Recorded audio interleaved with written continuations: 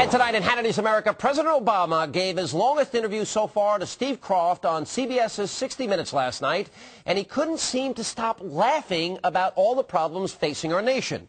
Now, the president's uncontrollable giggling prompted Mr. Kroft to ask him if he was suffering from an interesting affliction. You're sitting here and you are laughing about some of these problems. Are people going to look at this and say, I mean, he's sitting there just making jokes about money with how do you deal with it? I mean, explain your mood and your laughter. Yeah, I mean, there's got to be Are you punch drunk?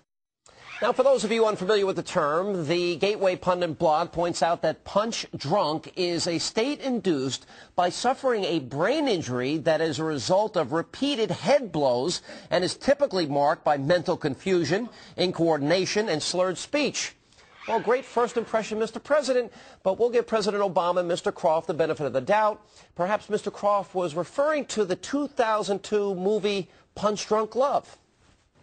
I have to go to the bathroom.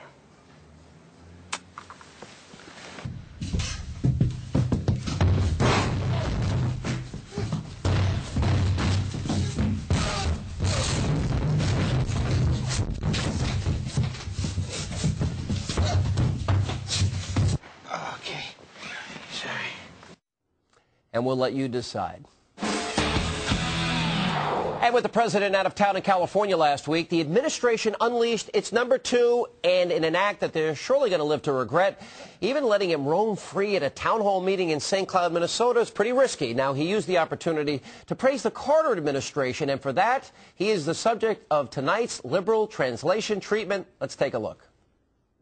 Perhaps the greatest lesson I learned from Vice President Mondale is there's always more to understand.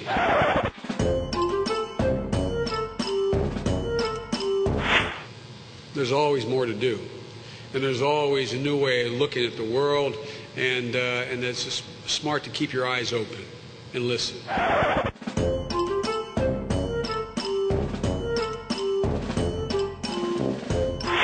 And that's why we're here today. We're here to listen.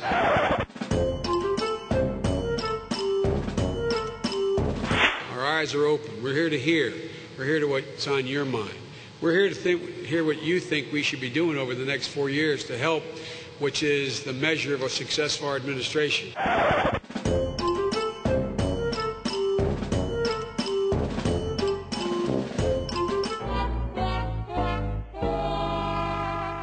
All right, what can I say, Mr. Vice President? I'm sure role models like Carter and Mondale will never lead you astray. They'll just bankrupt you.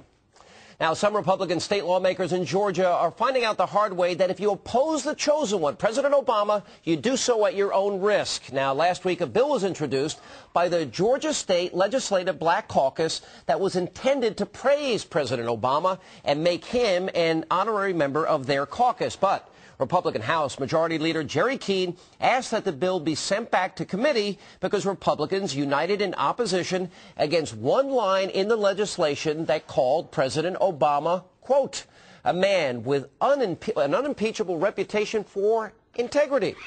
Now, despite Keene's assurance that the bill would be voted on and approved if that single line were removed, his decision was met with outrage by members of the Legislative Black Caucus who stormed out of the House saying his move was racially motivated.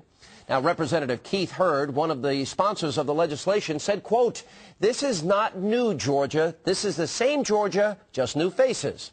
And Representative Al Williams, well, he went even further, saying, quote, it drips with racism. I call it like it is. Now, this is another example of lawmakers in this country spending time on the important things in life, like kissing up to President Obama.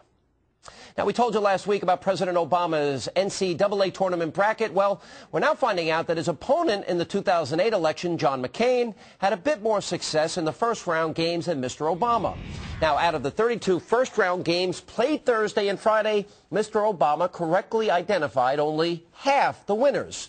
And according to the Hill newspaper, Senator John McCain's bracket fared much better and held strong in the second round, with 14 of his picks making it to the Sweet 16.